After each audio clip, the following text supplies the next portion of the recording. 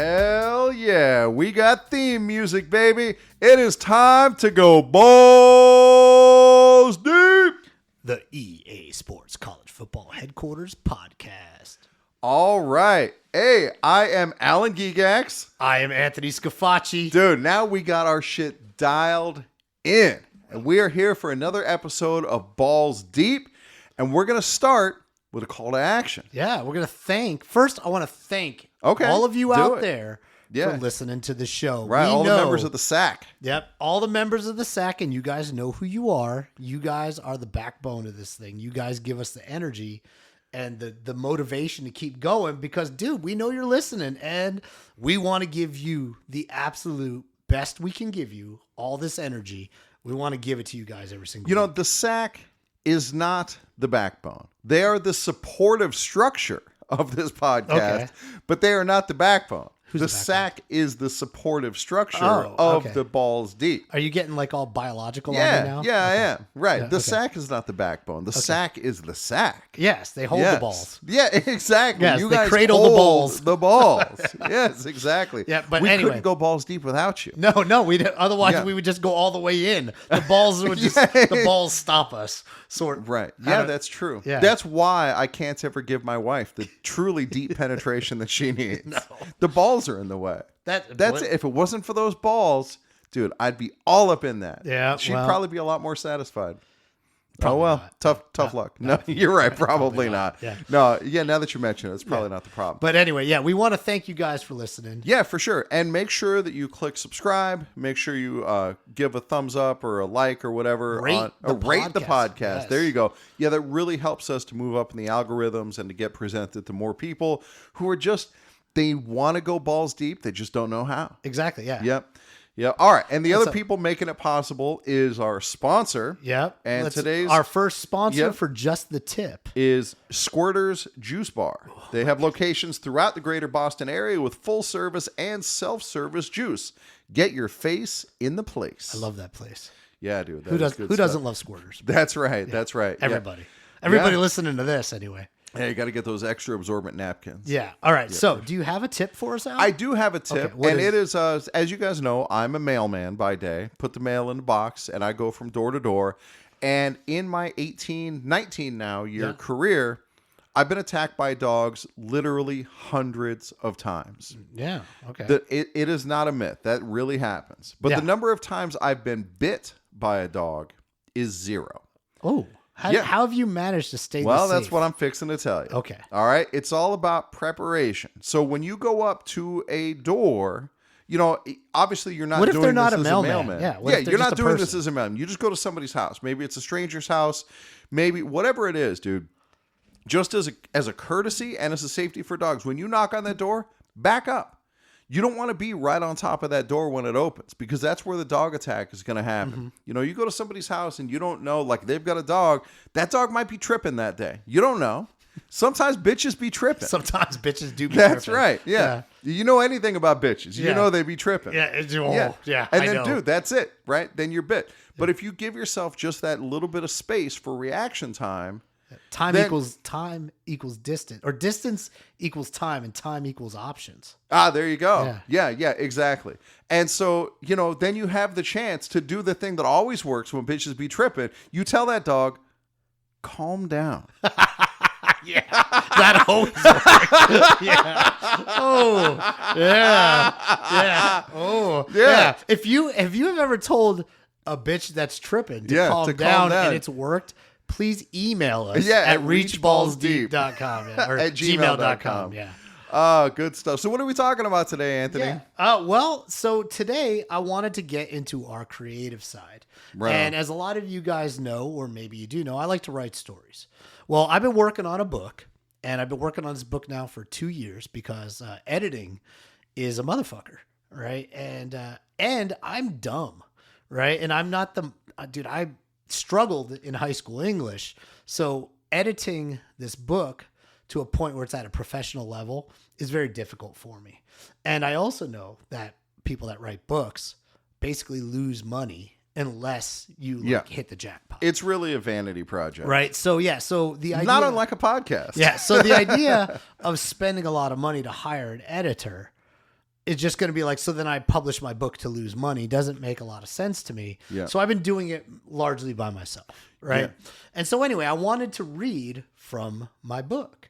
And You want to give like the back cover synopsis of what the book is well, about? I don't have it memorized. I do have it written down. No, just saying. So, but basically, this comes from our college football gaming. Right. Right. Is that I always would make up these stories to keep college football interesting to me. So I'd make a story and I'd talk about with you. Right, because just like the rest of you, we waited 10 years for the next version of the game to play out, but we never moved on to other games. No, we just kept playing this. 13 and 14. And so in order to keep it interesting, we would just make these stories, and we've talked about this in other podcasts. Right. And we would tell each other these stories. Well, eventually I came up with this story. And once I started writing it, I mean, I had this story in my head, and it turned into this really, really long story.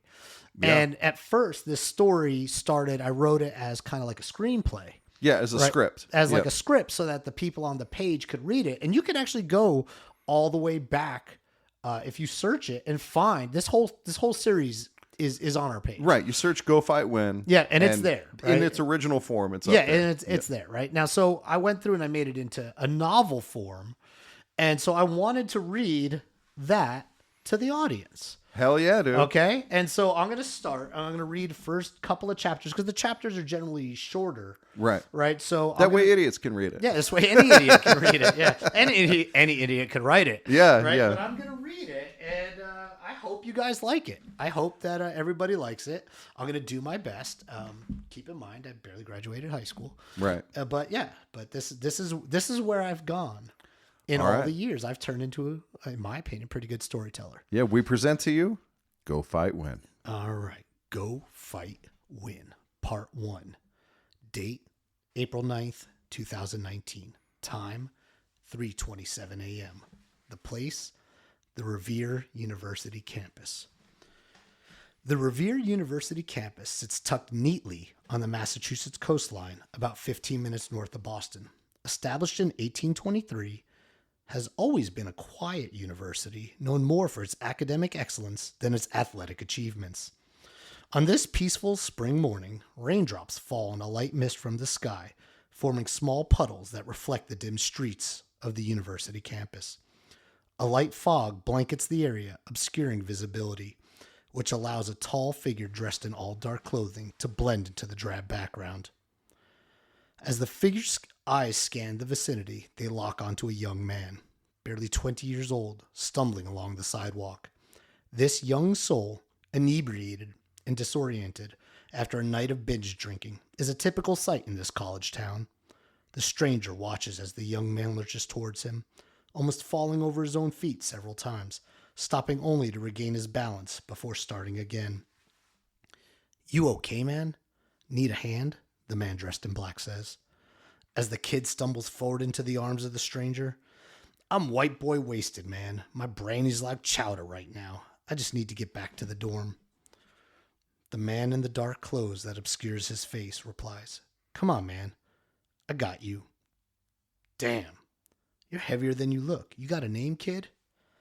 The young man leans heavily into the stranger, who is now doing far more than just holding him steady. "Patrick," he says, slurring his words. "I know we just met and all, but I love you, man. You're my best friend." In the hushed, pre-dawn air, the figure guides Patrick down an unlit alley, glancing furtively to ensure no witnesses linger nearby. Then, with a deft motion, the figure produces a 7-inch blade. The moonlight glistens ominously on the steel. He leads the young man to a door marked "Fire Safety." The sign's significance suddenly becomes much darker. Yeah, I don't think that dude's in for some safety. Not right now. He's not. No. Yeah. In a swift, brutal motion, the figure thrusts the blade deep into Patrick's esophagus. The ensuing scream is smothered by the torrent of blood filling the victim's throat. Patrick instinctively raises his hands to his neck in defense, but it's useless. The killer pulls the knife back and furiously plunges it towards the hapless male, over and over, each successive stab plunging deep into flesh and bone, an eruption of pent-up fury. Blood Good God, dude. sprays the walls, painting them with stripes of crimson as Patrick's body crumbles to the ground in a heap.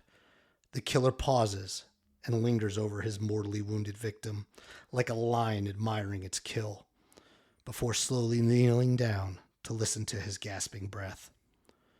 The killer withdraws a mason jar filled with crimson-colored liquid from his clothing and sets it down. Slowly, gloved fingers dip into the mason jar sitting in the now pooling blood, and a message is scrawled onto the wall above. It is written in big letters that will be unmistakable to whomever discovers the gruesome scene. Patrick's body quickly surrenders to the numerous wounds, and his life drains out, while the killer silently retreats from the room.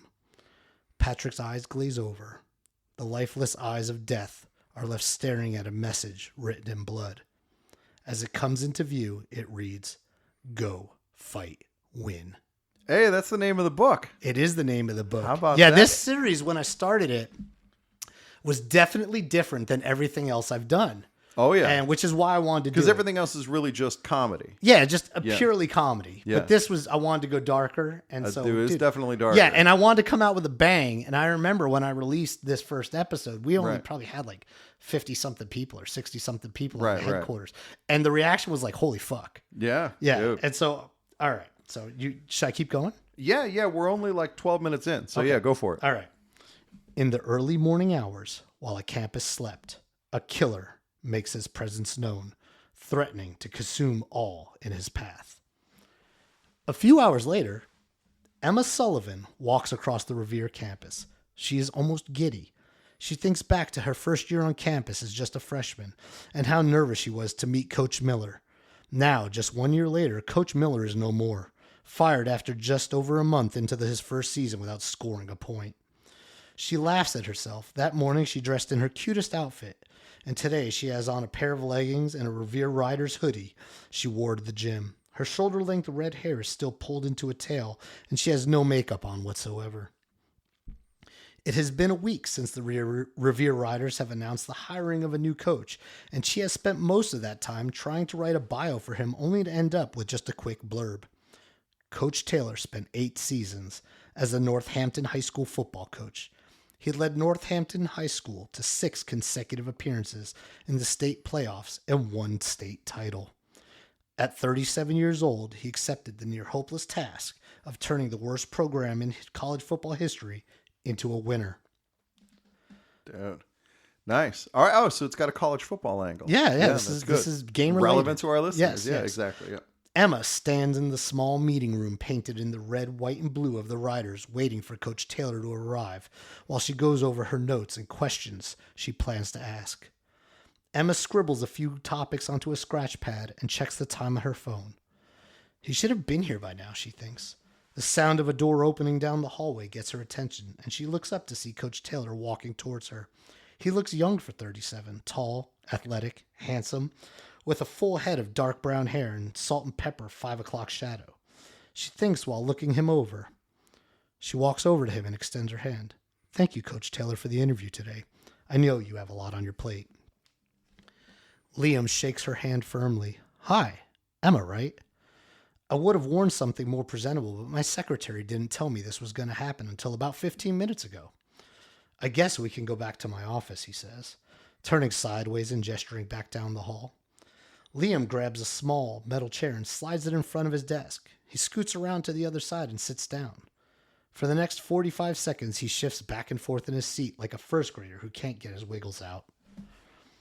Emma waits patiently for him to settle. She notices how uncomfortable he looks. He's more nervous than I am, she thinks. Liam looks around the barren walled office. "I haven't had time to decorate," he says, almost apologizing. He looks down at the ground momentarily before making eye contact with her. "Thank you. Forgive me, please. I'm not much of a talker. This is the first time in a while anybody really cared about me as a coach." Emma's expression is warm and reassuring. "We are excited you are here, so I guess let's get right to it. I see that you just completed your first week of spring practices. What kind of team do you think you'll put on the field?" Liam sighs, contemplating his answer. "Well, I met with the team earlier this week, and we did a bit of an old school hell week so I could evaluate my guys. To be honest, we're hot garbage, maybe worse. I would say we're a school bus of cancer kids on their way to Make-A-Wish Foundation event with John Cena that gets hit by a train. Oof. There are a few of those little bastards that make it, but before help can arrive, a pack of wolves descends on the bus and picks off the weakest ones. Yeah, that about sums up our roster this season. That's a bad team. To step out for a moment, you were playing with in the actual game. You were playing with what team was it? It was UMass was the proxy team. Right, UMass was the proxy team, and they were terrible. Dude, they were horrible. They were like a 59 overall. They were fucking terrible. Right. Yeah. All right. So picking up. Okay. Emma blinks rapidly, a little shocked at the brutal honesty. That's really dark, Coach, she says before asking the next question. The team is combined 47 and 228 in its history, which is actually what it was at the time. Oh, there you go. Yeah. Doing that important research. Yeah. Yep. What type of plans do you have to change the historic futility that plagues this program? Liam smirks, a hint of determination in his eyes now. Well, when you put it like that, I guess there's no pressure on us to win, right? He pauses. He looks the young redhead in the eyes and begins to speak much more deliberately. Things are going to change around here. Everything we do is going to change. I am very meticulous and always prepared. I plan for everything I can, and I expect the same from our players. I feel like the Board of Regents made the right decision here. I think we're going to sneak up on a few people this season, catch them sleeping on us, so to speak, and I think everyone is going to take notice. Emma raises an eyebrow, curious. I read in your bio that you took Northampton High to the playoffs 6 times and won a Stady. That school was not known for its winning ways either. Do you see similarities in your last job and this one? Liam chuckles dryly. Well, the roster there was better. So was their weight room, traditions, play style, TV coverage too, now that I think of it. At the high school. Yeah. Nice. Other than that, pretty much a wash, he says deadpan. Emma laughs. She can't help it. You have a pretty dry sense of humor. Hope you can, hold on. My phone is going crazy. It's my boss. Do you mind if I take this call? Liam nods. No, of course. We can take a break. Emma answers the phone. Her smile drops and she looks concerned. The voice on the other end seems frantic. Emma hangs up her phone and with a crack in her voice begins to speak quietly. Oh, I'm so sorry, Coach. We're going to have to cut this interview short and maybe pick it up a day or two, if you don't mind. Liam's eyes open slightly wider. His slight smile droops flat, and he leans forward in his chair. Is something wrong? Are you okay? Emma stands up and begins to gather her things hastily. There's a feeling of urgency in her words. The body of a young student was discovered brutally murdered just a mile from campus. My boss needs me to get there, to the scene, and get the story. Liam's mouth drops and his forehead creases. Oh, no, murdered? That's horrible. Do they know what happened? He asks. I'm not sure, she says, as her voice cracks with emotion, but I've got to go. I'm sorry to have to cut things off like this, she says, scooping up the rest of her stuff. No, go. Of course, just go. You have the number to my office. Call anytime you want to finish the rest of the interview. The coach replies, doing his best to reassure her as she rushes out of the room and back down the hall. April 9th, 2019. Began like any other day for Detective Murphy, which means he has enough coffee in his system to put a rocket into space. He is tired, not just physically, but emotionally. After more than 2 decades as an officer, an extra 30 pounds on his frame, and a dozen years in homicide, he looks weathered and older than his 46 years. He runs his fingers through his bushy beard and checks himself quickly in the rearview mirror. As he arrives at the crime scene, he still has the sinking feeling that today would be different. College kids were not normally the victims of murder in Revere. It is just 6:17 a.m., and a chilling rain paints the alleyways in hues of gray. Crime scene tape crisscrosses both ends of the narrow passage, and a Revere patrol car sits at the mouth of the alley, flashing lights that cast eerie reflections in the wet cement. Murphy exits his unmarked patrol car, bundled up in his drab overcoat. He walks up to a huddle of patrol officers briefing the murder scene with newly minted detective Johnny Corso, who is young enough to be his son. Murphy glances over at Corso, and it's like looking through a time machine of sorts to when he first made detective. Except the reflection is that of a much more handsome guy with dirty blonde hair, no wrinkles, and a fraction of the PTSD he has carried with him throughout his years of experience. Murphy motions to Corso and pulls him away from the group of patrol guys. "What do you have for me, Corso?" Murphy says with a grim sense of dread hanging in his voice. Detective Corso, younger and less weathered by the horrors of the city, replies, "It's 19-year-old Patrick Finn. Bartenders at the Angry Dragon said he left just after the last call, around 1:45 a.m. It seems like he took this alley on his way back to the dorm, which is only a mile or so from here," he says, pointing towards the campus dorm complex. Murphy's face darkens as he contemplates the situation. "Have you called forensics yet? We need them to start looking for evidence. No doubt whoever did this beat his dick like a Salvation Army drill. There are probably cock droplets all over the place." Corso nods. "Not yet, but I'll give them a call. There are a few cameras in the area, too. Who knows if they caught anything useful." Dude. I mean, that's that true crime shit. Yeah. You know, people jerk off at this. Yeah, Absolutely. of course. Right? "Good," Murphy mutters. "Now, let me see the body." Corso pushes open the door to the fire safety room, allowing Murphy to get his first glimpse of the lifeless form.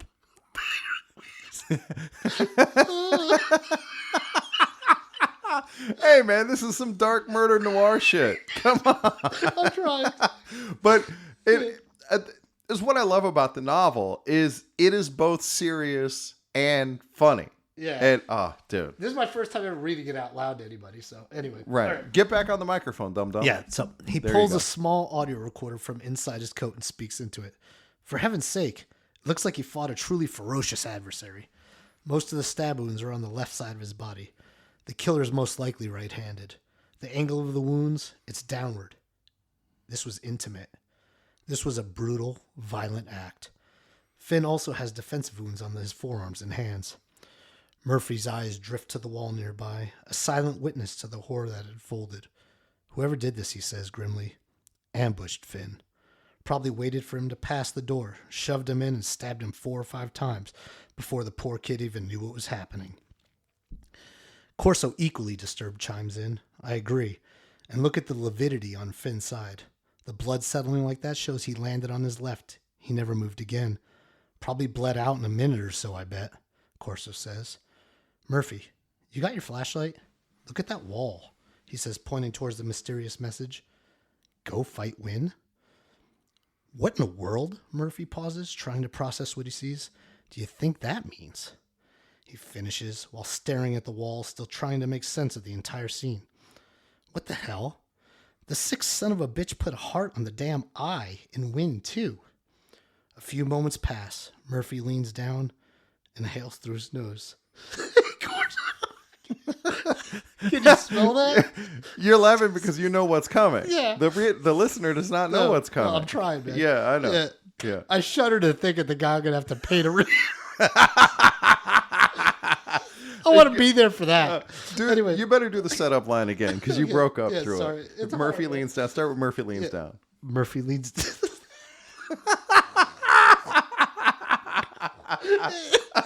It's the moment of truth. It is.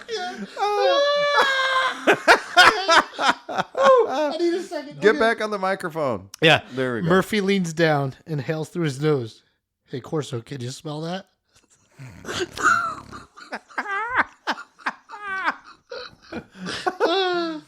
Corso scrunches his face. "Smell what? This whole alley smells like the oh, it's so good. This whole alley, like the Loch Ness Monster, took a huge shit marinated in camel piss." Murphy's eyes narrow. The blood on the wall, it smells different from the blood on Finn and on the ground. "I know that smell anywhere, Corso. Pussy blood. Pussy blood. Pussy blood." Corso's jaw drops. His eyes flash open. "What? Get the fuck out of here. You mean to tell me you can distinguish between blood from, and regular blood?" Murphy's tone is dead serious. "Married 34 years to a woman who could flood a room with it. I know pussy blood when I smell it. You could practically taste it in the air," he he says, sniffing once more.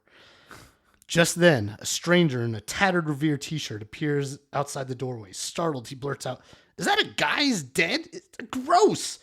Murphy's patience is running thin. "Who the hell are you? Get out of here, asshole." There's crime scene tape everywhere. "How did you manage to sneak in here?" he says, chasing the man off. "Corso, secure the scene and get the coroner down here. Not a word about what's written on that wall leaves the room. Understand?"